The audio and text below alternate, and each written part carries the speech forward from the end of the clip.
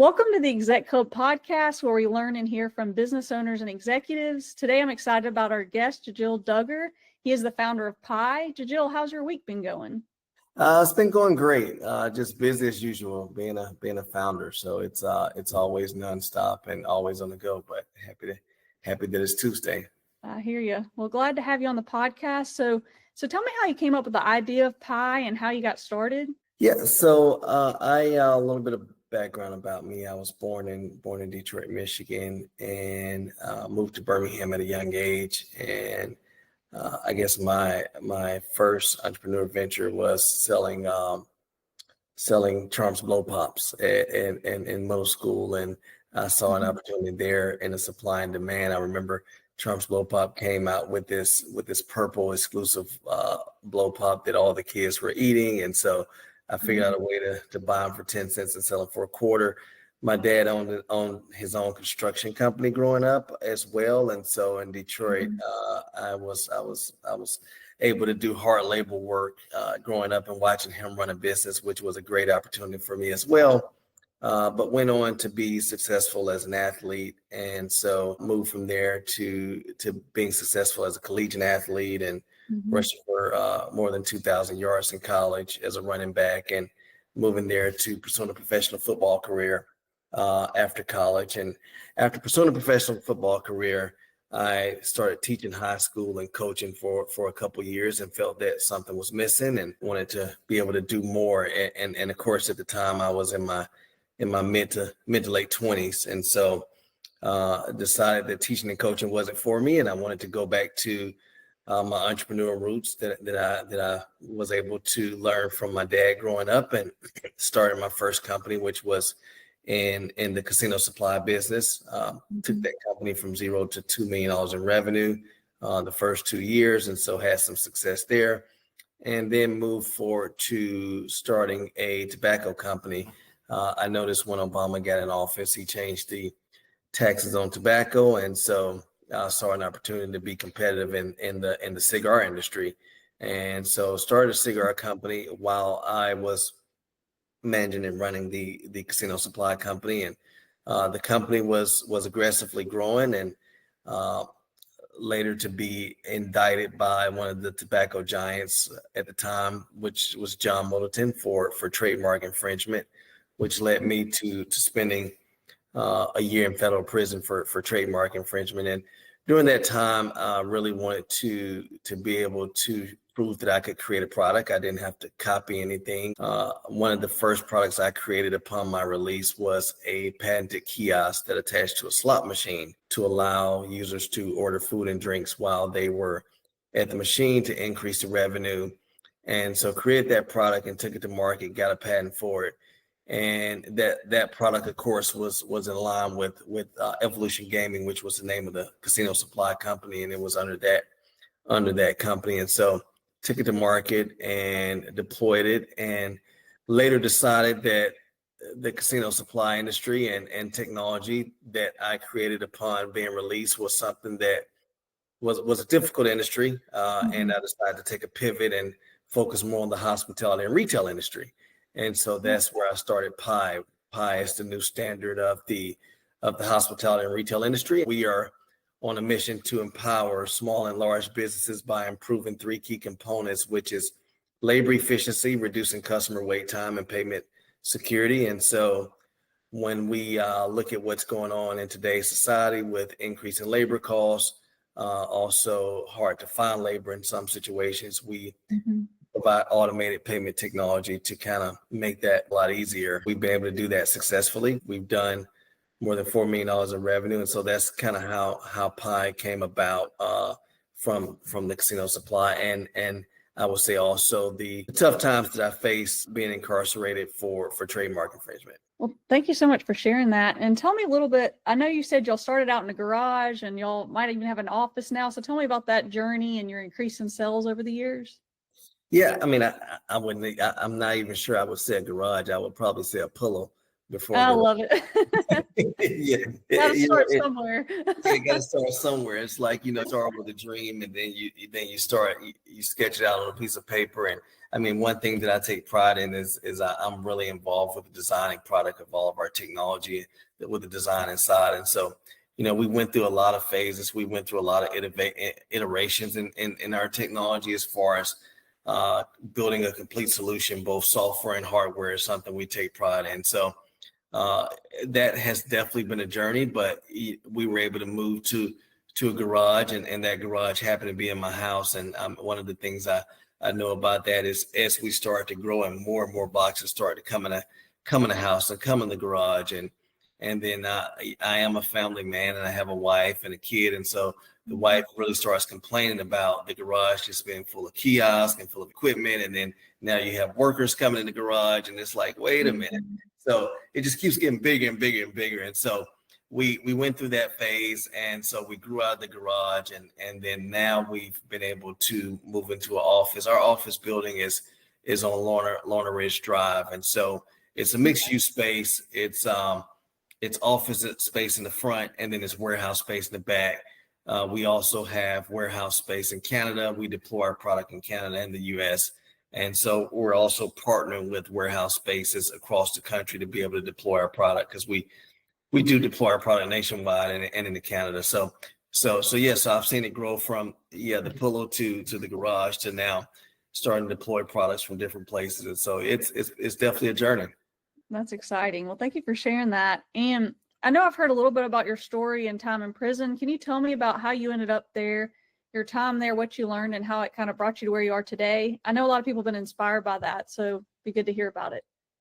Yeah, I mean, it's really a unique situation. I grew up in a family structure to where we knew I was taught right from wrong.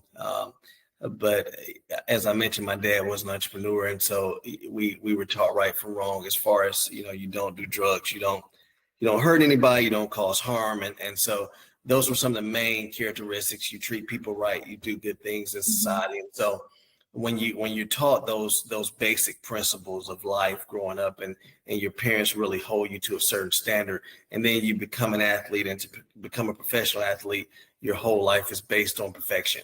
And so you don't drop the ball. And that was kind of my standard. And so to reach a point in my life to where there was a mistake I made in business, not thinking that it would lead me to an incarceration, was definitely a hard time for me.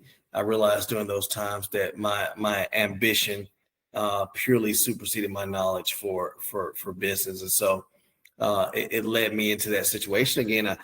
It was partly civil and partly criminal, and so which I thought was a little tough for trademark infringement. But I tell people that going through that tough time in my life was probably one of the best things that could have happened to me at the time. I served time in Montgomery Federal Prison on Maxwell Air Force Base, and I look at that, and I remember arriving in prison and being a former athlete at the time.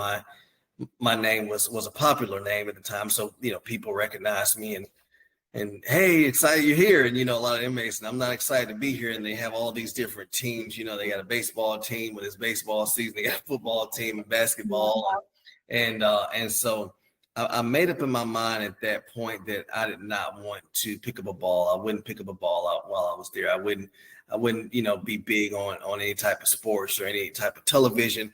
I just really wanted to focus on knowledge. And they had a library, and they actually had business classes going on at the time and during my incarceration in Montgomery. And so I was able to connect with a lot of very brilliant people that was in there for various scenarios. And so it was an opportunity for me to improve myself as a person and improve my knowledge as a business owner. And also I fueled into it, and it actually motivated me to want to do more. So I think that was the experience. Yeah. Well, I'm glad you learned a lot from that and now doing so well. And tell me a little bit about your football career. I know you played at UAB. I've been a student at UAB. You have, and then also going pro. I know people listening love football. Yeah. It was funny.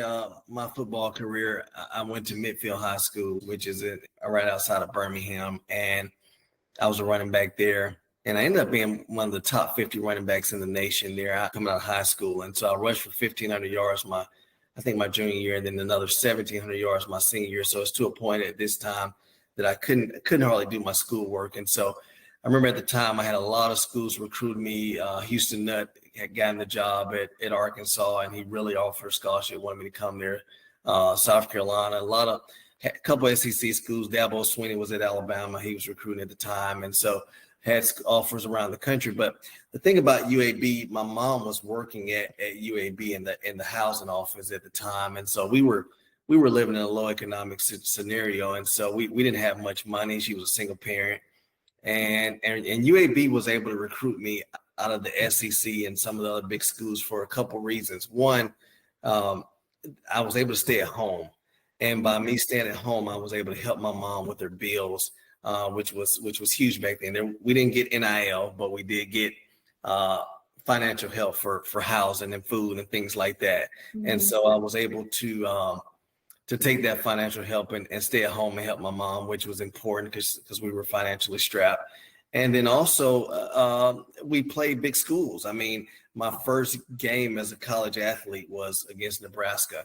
And when I came into that, I remember Coach Brown at the time sitting down with me and showing me, like, while you're here, you're going to play Nebraska, you're going to play Tennessee, you're going to play Florida State, you're going to play LSU, which we ended up beating LSU, by the way, when Nick Saban was there. And so and then we played all these great schools like Louisville, Cincinnati, Memphis. So back then, Conference USA was very tough. And so it was great times. It was good exposure. I was able to stay home and help my mom.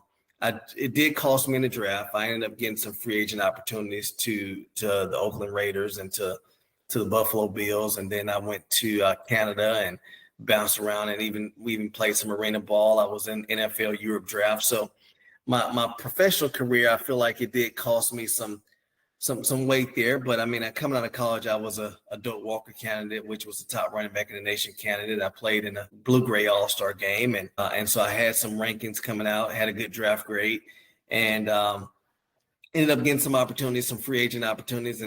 And so I bounced around about 5 years after college from team to team and felt like I was working out more than I was playing. But, at the time, after leaving all of that behind me as an athlete, I really felt for several years as a failure because my goal was to become a Hall of Famer in the NFL, was to, to really leave my mark on the professional career as I had done on the collegiate and the high school career. And I feel like because I didn't accomplish that I was a failure. And so that was also a very tough transition time to go from an athlete to transition into finding something else that I enjoyed as much as I enjoyed being an athlete. But, the older I get and the more I realize how difficult it is to succeed as an athlete, I really appreciate the career that I had. Yeah, definitely. And do you have a relative that's a New England's Patriot? Yeah. I have a young cousin that's on my dad's side. He's a Dugger, and nice. He's a safety defensive back for the New England Patriots. And so he actually was at a small school in Georgia called Lenore Ryan, and drafted there, and he's doing well for the Patriots. He's one of their premier players. I mean, the New England Patriots are definitely going through some tough times right now with not being able to win like they did at one time, which I'm sure is hard for Patriot fans, but they're having some success, and he's one of their top franchise players. So yeah. That's great. So tell me a little bit about Pye, a core value that implemented that you feel like has been really helpful and key for your business. Yeah, I think at Pye, we've been able to build a team. And a great team. We've been able to build a great team of engineers. We have a team of about 18 players. And so that consists of engineers, software developers. From the IT support side, we have administration, we have sales, we have operations. And so we've been able to really build a team up and in a family environment. And it makes me feel like I'm still playing sports because everybody has that culture where they get along and they really want to work together and they have a common goal. Mm-hmm. And so it's great to see and it's unbelievable to have a dream. And I mentioned earlier that typically it starts at the pillow because you come up with these ideas, and your ideas you bring to life. But it's just amazing for me, and I'm so thankful. I cannot speak on how thankful I am to have a team that's been able to take my dream from a pillow to a reality, and then work at it day and night, and some of our team members are not compensated on the skill level that they have. I mean, but they're just so on winning, and they're so on believing on what we've been able to create thus far. But I mean, I can't say enough about our team. It's great to be around them, and it's great for them to really strive to accomplish goals, and how much they've really made my dreams come true and played a big part of that. So I'm glad you've been able to build such a strong team at Pye, and thank you so much for being on our podcast. It's been great hearing from you, learning from you, and everybody connect with Jègil on LinkedIn, message him if you want to connect, and everybody have a great week.